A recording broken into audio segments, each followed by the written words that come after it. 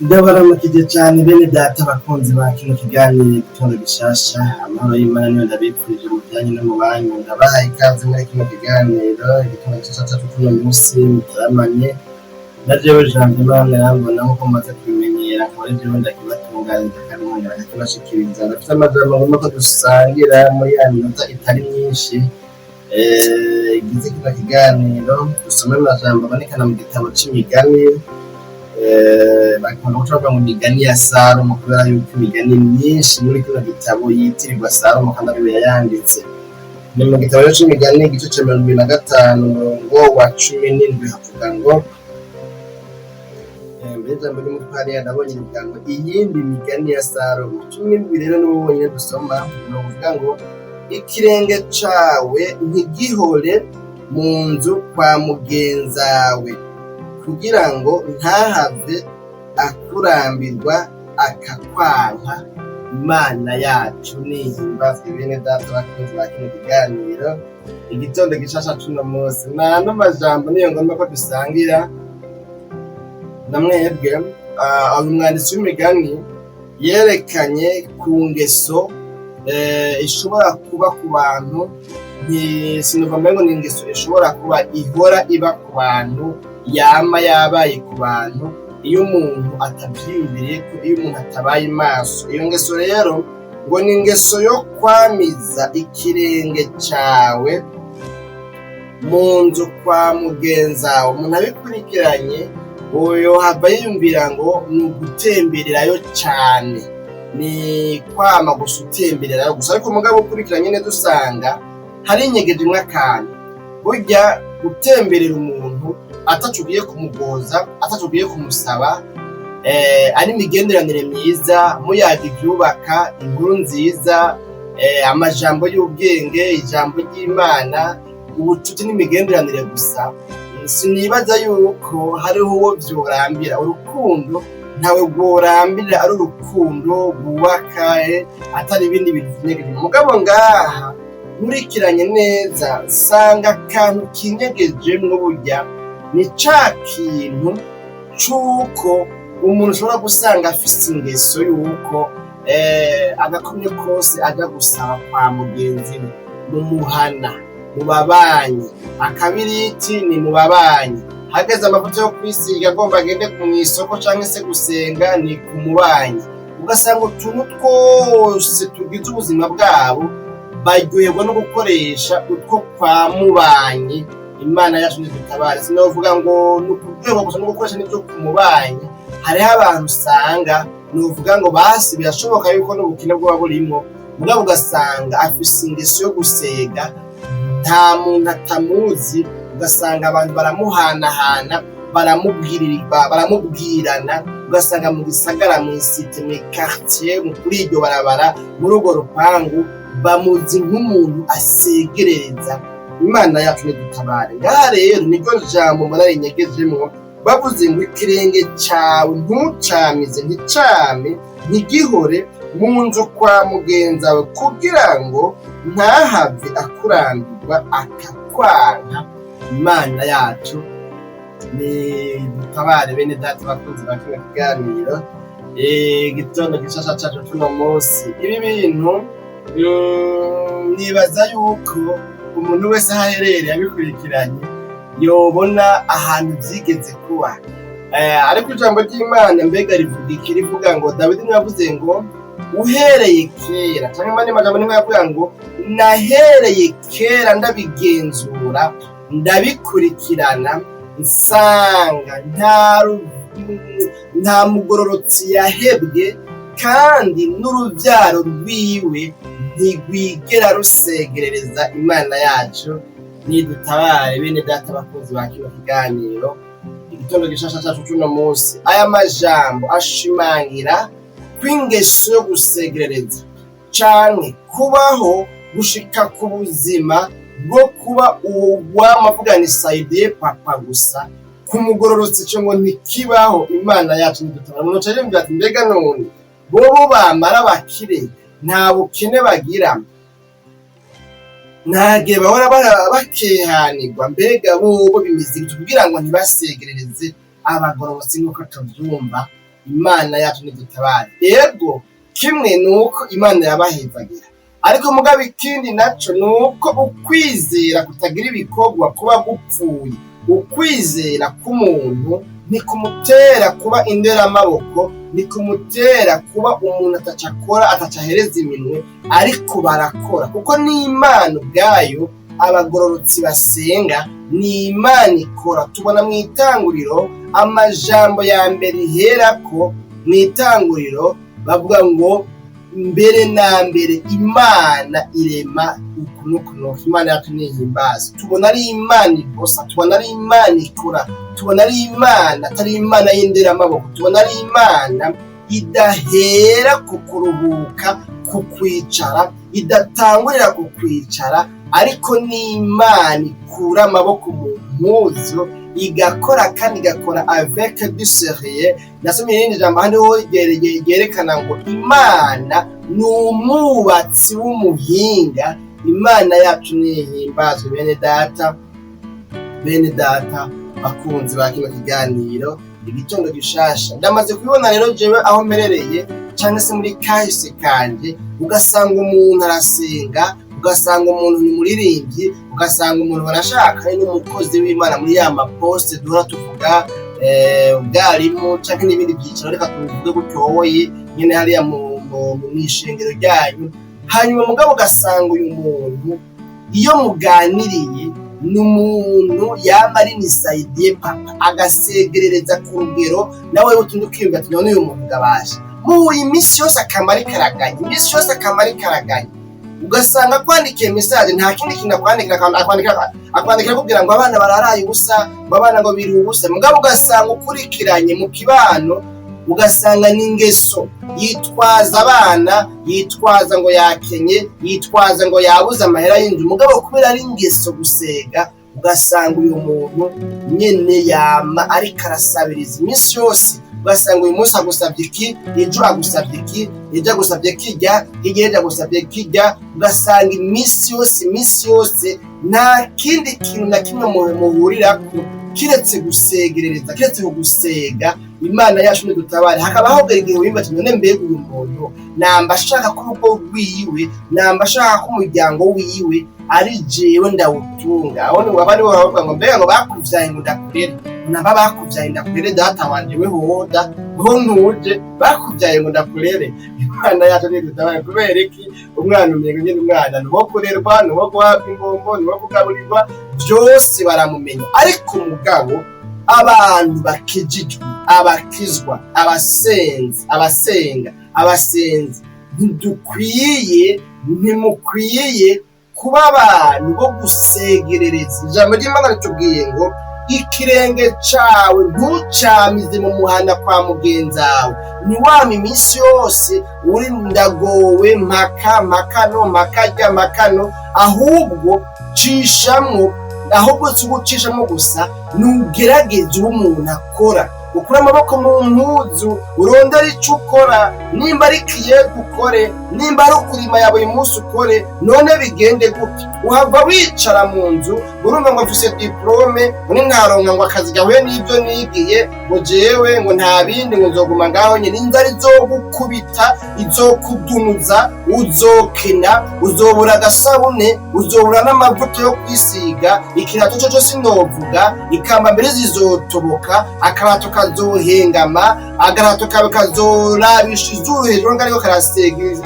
Novuga ngo isosi ni kundi umuntu yabatubwira kuri kaminuza ngo bijye biratuvya amabukare, ngo bishaje, ngo bica bigonda, ngo bikaraba hejuru kaho umengo biriko birasaba isosi.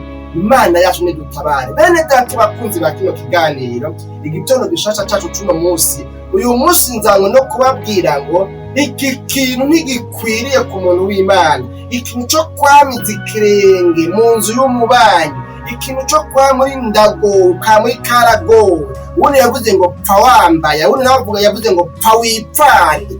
Urashobora gupfa mu ngo mu gacere muri assurance. Imana yacu nidutabare, kuko gusegerereza, kwiganira ingwane zawe abantu hirya no hino, uzoha gusanga ataco bikungura, uzoha gusanga ataco bikumarira, kuko abenshi mu uzobwira ingorane zawe n'abazogukritika, n'abazogucisha mu ijisho, n'abazogutwenga, n'abazokugwiza n'ubusa. Ntiwiyumvire ngo abenshi muri bo unabarajwe ishinga no kugufasha. Imana yacu nidutabara, ahubwo bazoca babihindura akazino, bazoca babihindura novuga ngo inkuru igezweho, bagende barabwira abandi yuko wewe yeye ufise ibibazo ibi n'ibi kandi ataka na kimwe bakumariye. None rero ngomba kuvuga iki? Ngomba kukwanguraja ngo ugerageze ukure amaboko mu mpuzu, ukore ucumukuza yawe maboko.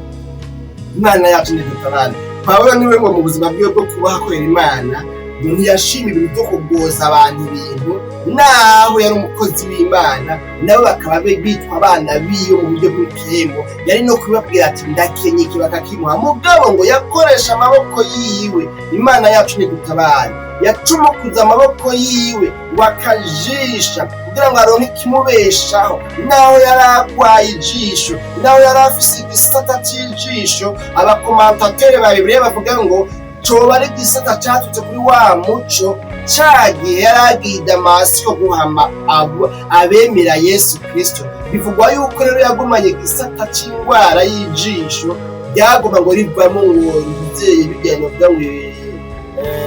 novuga ngo ni amazi sinzi terme mineri adekwa bakoresha. Imana yacu nidutabara, ariko yarakora. Ntiyavuga ngo nzotungwa n'amashikanwa, nzotungwa n'ibyo bampaye, ariko yarahangayika agakoresha amaboko yiwe kugira ngo bikunde ntihabonekane hariho umuntu yavuga ngo jewe nakarangora, umukozi w'Imana nakarangora. Imana yacu nidutabare.